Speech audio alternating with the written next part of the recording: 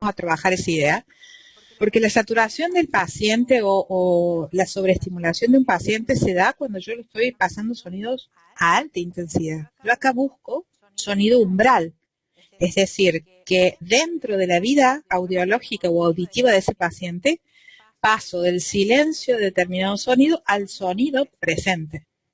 En un paciente con una hipoacusia puede ser que esa intensidad bisagra umbral esté a 30, 60, 120. En una persona normal la tendría, por ejemplo, entre 0, 10 o 15. Ustedes grafiquen que un descenso de una de las vías, el sistema de relación me revela que ahí hay un trastorno auditivo. Si yo necesito demasiada energía sonora cuando pongo en vía aérea para un oído, necesito mucha energía para despertar la sensación auditiva, es decir, que del silencio el paciente te diga, ay, sí, ahí lo escucho, pero muy suavecito, doctora, lo escucho. Y yo se lo bajo de intensidad a nada más que a 5 decibeles menos y el paciente me dice, ahí no está, doctora. No lo hacemos así dialógico, obviamente, porque si no estamos alterando toda la situación de silencio, pero si fuera necesario, ahí no la escucho. Había un paciente que decía, a gatas escucho, doctora, lo que usted me pasa, a gatas, a gatas, a gatas. Entonces, la idea es que yo tengo que poder relacionar esas dos situaciones como una posibilidad de darme cuenta cuánta energía sonora estoy ofreciendo para que recién se despierte en el mundo del campo auditivo del paciente una mínima detección. En relación a esto, sin querer, les cuento que a veces un resultado fisiológico, fisiopatológico de estos estudios revelan rendimientos particulares en el mismo oído. Acá tengo unas audiométricas en ambos oídos que tienen un comportamiento simétrico, que comprometen progresivamente en un descenso o muestran un mayor compromiso en las frecuencias agudas de ambos oídos, mostrando así respuestas compatibles con una hipoacusia neurosensorial bilateral y simétrica. Tengo casi los mismos registros, la misma forma. Entonces, lo que yo tengo son las 4 vías que se comportan de la misma manera, atraviesan el audiograma y todo lo que está acá arriba no lo escucha el paciente y todo lo que está acá abajo es su campo auditivo. Entonces, vamos a suponer que yo al paciente le digo el sonido, ¿se acuerdan del test de Lynn? Shh, ese sonido está por acá. ¿Lo escucha? Ese paciente va a ser un paciente que tiene tal desequilibrio que va a decirte que escucha mal, que oye mal, que en lugares con mucho ruido tiene muy mala discriminación, que cuando le hablan fuerte lo aturden y no termina de entender, y típico paciente que te dice, no me grite que no soy sordo.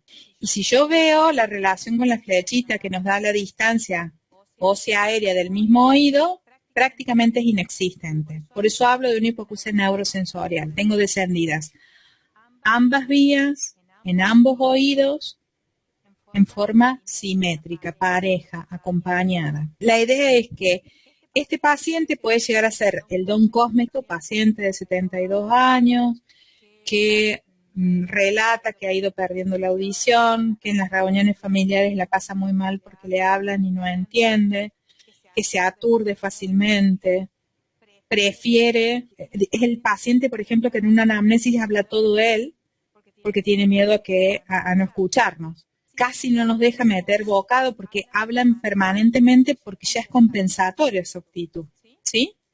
Los grados en los cuales se comporta esta hipoacusia, yo tengo que pensar cómo la ubicaría. Entonces, lo que hacemos habitualmente es que si tenemos un grupo de frecuencias en alguno de los rangos, ubicamos a la mayor cantidad de frecuencias en esos rangos. Entonces, para nosotros esto podría llegar a ser una hipoacusia neurosensorial moderada severa, ¿sí? Porque lo que hay leve, si bien son 3, estas 3 estarían como leve, pero tengo todo el resto de la curva mucho más comprometido. Entonces hablo de moderada severa. Y esta hipoacusia entonces es de esas características. Ponele. La otra cuestión es que en esa curva que yo les mostraba hace un momento, ¿sí? Acá la tenemos de vuelta, yo no sé si lo que está comprometido a nivel neurosensorial es la cóclea o retrococlearmente. Entonces, para eso hay algunas características que me da la fisiología que para nosotros es muy importante y que lo empezamos a registrar en la audiometría, que es la patología coclear por excelencia, que es el reclutamiento, ¿sí? Todas las características que yo les di de Don Cosme, que en las reuniones familiares de los domingos la pasa mal, que a baja intensidad tiene que pedir que le repitan muchas veces lo que le están diciendo, que cuando le levantan la voz lo aturden y entonces termina no entendiendo. Es típico de una patología endococlear o coclear. Esto significa que esa hipoacusia muestra un problema localizado en el oído interno, en donde tengo que bajas intensidades el paciente no las percibe, recién a nivel liminar muestran una pérdida auditiva, en donde las óseas y las aéreas se acompañan, y que por encima de lo liminar distorsiona. Y la distorsión se llama reclutamiento. No distorsiona en otra cosa, distorsiona en la intensidad. El paciente reclutante es un paciente con una hipoacusia neurosensorial que tiene una patología en la cóclea que a baja intensidad no percibe. A intensidad liminar tiene descendido, como la curva que estábamos viendo, y si yo levanto la voz, por ejemplo, para que intentar entender, él me dice, no me grites que no soy sordo, porque le distorsiona 3 veces más. Eso se empieza a ver y se empieza a reconocer esta posibilidad en la audiometría, en donde yo reconozco que hay una hipoacusia, pero todavía no sé si abarca oído interno o retrococlearmente. La audición del paciente no es posible revelarla porque las características técnicas del audiómetro presentan un tope, que es hasta ahí. El corner tiene que ver con ese registro de rastro auditivo, ¿sí? Que son los que no tienen la flechita para abajo, que me dice que al menos pensemos que en la espira de la cóclea, en la parte más interna, el paciente yo lo estimulo y registro información aunque sea en las vías aéreas. Pero miremos ahora en este gap que me muestra visualmente la flecha esta verde. La idea es que en esta imagen que yo les ofrezco, que las vías óseas y las aéreas están separadas por las limitaciones técnicas, no por la fisiología del paciente. No tengo un componente conductivo, tengo una neurosensorial. Tengo respuestas de las células ciliadas externas de la cóclea. Y más acá, solo de las internas.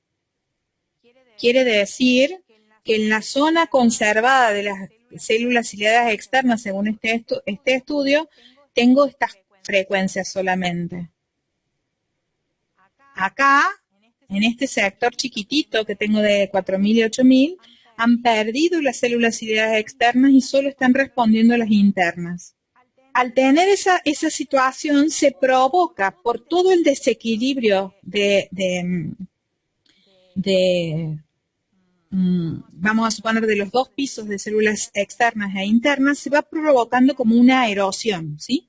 Hasta que nos quedamos en el último sector de la cóclea con solamente la presencia de células internas respondiendo en esas frecuencias. Esto me da que hay un desequilibrio en todas las frecuencias a lo largo de la cóclea para recibir y percibir el sonido, que necesitan mucha energía. Es como si yo a un piano le tuviera que tocar muy fuerte las teclas para que despierte la sensación auditiva y aparezca el sonido. A pesar de que yo esté tocando muy fuerte, yo sé que estoy tocando muy fuerte, pero el paciente lo siente suave porque tiene una distorsión en la intensidad.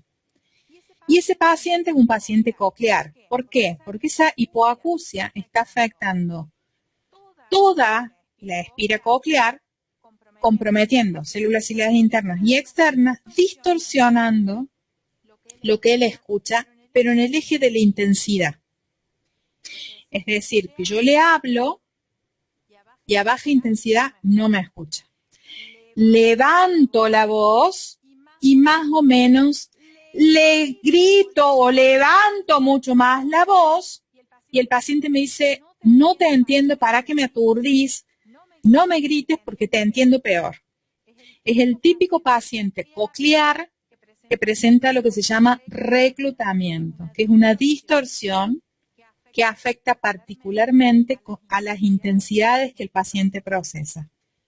Lo empezamos a ver en la audiometría y lo terminamos de ver en estudios específicos que más adelante vamos a recuperar.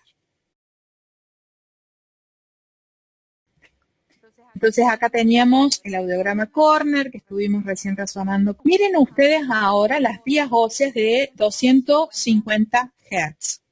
Fíjense, son las únicas que no tienen graficados los topes. Y yo tengo lo que parecería un gap, ¿no? Ahí sí tengo un gap. Yo tengo que el paciente me dice que a 45 decibeles de las vías óseas de 250, el paciente recupera la posibilidad de oír desde esa frecuencia. Este paciente casi no escucha nada. En su universo, su campo auditivo, fíjense, está en este sector, no tiene nada de información. Todo su universo es vibración de algunos sonidos graves y puede relacionar algunas cuestiones a nivel del entorno sonoro muy profundamente vibratorio, auditivo, pero muy grave. A mí me preocupa que estos dos registros, estas dos respuestas, me crean un falso gap acá. ¿Cómo me doy cuenta que ese paciente lo tiene o no lo tiene? Entonces, en ese caso, si tuviera el gap, vamos a suponer por alguna patología, esta aérea, cuando el médico lo medique, lo resuelve y demás, puede llegar a subir, con lo cual la audición estaría un poco mejor. Entonces, en estos casos, informar claramente que tiene el paciente es re importante. Entonces, a este paciente yo le puse la ósea en la mastoides y me dio estos dos resultados en cada una de las mastoides. Por eso pongo la carita del veneno, porque nos podemos envenenar nosotros creyendo que es un resultado confiable. Existe una variación especialmente para este tipo de pacientes en donde yo pongo la ósea rodilla del paciente. ¿Por qué? Porque el paciente que tiene semejante pérdida auditiva no reconoce la diferencia entre vibración táctil y vibración sonora. Al alejarle el vibrador y ponérselo en el codo o en la rodilla, el paciente puede decirme que está escuchando o solamente que está vibrando en su rodilla. La variación que tengo que hacer para resolver este caso, voy a poner para resolver esta situación envenenada de estas dos óseas de 250, después que las logre, no voy a considerar que son ciertas hasta que no confirmo en ponerle la ósea al paciente en el codo para ver si el paciente me dice, me vibra acá. Si me vibra acá, en el codo, estoy señalando, es solamente una sensación táctil. Entonces, lo único que falta es agregarle a las óseas estas que me dan como dudosas, las flechitas para abajo, porque el paciente no está respondiendo por vibración sonora, está respondiendo por vibración táctil. No, por favor, Micael. Gracias a usted por acompañarme.